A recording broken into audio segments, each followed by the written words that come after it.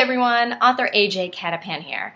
So one of my author friends just told me about this thing called BookTubeAthon. I think I'm a few days late for joining, but I thought I'd give it a try anyways. If you haven't heard of BookTubeAthon, it's this reading challenge to read 7 books within a week.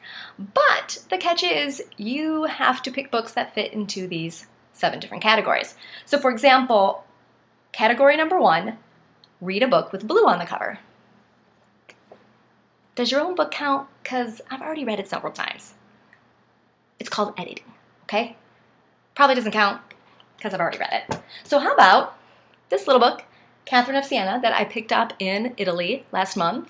Pretty short, which will be helpful to get through 7 books in 1 week. All right, book number 2. The author shares the first letter of your last name. So my last name starts with a C. So of course I immediately think of my pal, Dame Agatha Christie. My students know I love her stuff. Problem is, I've already read a lot of her books, at least all the ones I have in my home right now, so might have to go to the library for that one. Or another great author whose last name starts with C, Joelle Charbonneau. Oh, that's not one of Joelle's. This is one of Joelle's. Joelle Charbonneau's books. This is one of her mysteries. You kids probably know her from the Testing trilogy, really popular young adult series. Super nice lady as well. Got to meet her back in March, and I've only read the first book in the Testing, so maybe I'll pick up the second one there. Third book, someone else's favorite book. Okay, this one's hard because I actually don't know my friend's favorite books.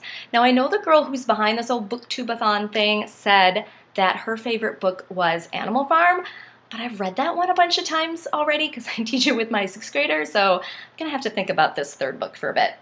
Number 4, read the last book you acquired. Okay, that's an easy one. That is this one, my friend Allie Pleiter's book, The Firefighter's Match.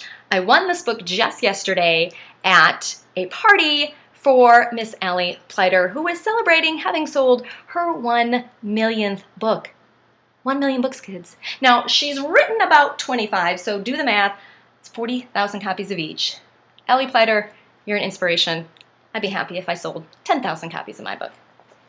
Number 5, finish a book without letting go. In other words, you can't put the book down until you've finished. So for me, that's going to have to be a picture book.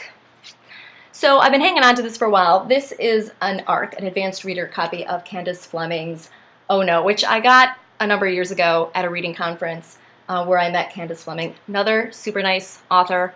Actually got to meet her twice. Once at a writing conference, she gave me some really nice feedback on a middle grade book I was writing at the time. And this is a nice picture book. Should be able to read it all without putting it down. All right, number 6, read a book you really want to read. Something that's been on my to-be-read list for a long time is that whole Cinder series, Cinder and Cress and all that. And I just haven't gotten around to it yet because my to-be-read list is so long. So, note to self, take a trip to the library and pick up a copy of Cinder. And then number 7 is just read 7 books. So I guess the last one's just kind of a freebie.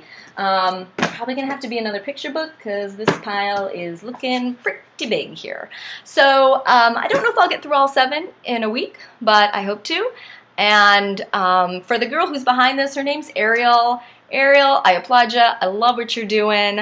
I know your whole point behind BookTubeathon is to encourage others to read and share the love of reading. And I love what you're doing. As an English teacher and an author, you're aiming at my heart, girl. So best of luck with your challenge. And for everybody else out there, if you want to join us, tell us what 7 books you hope to read in a week.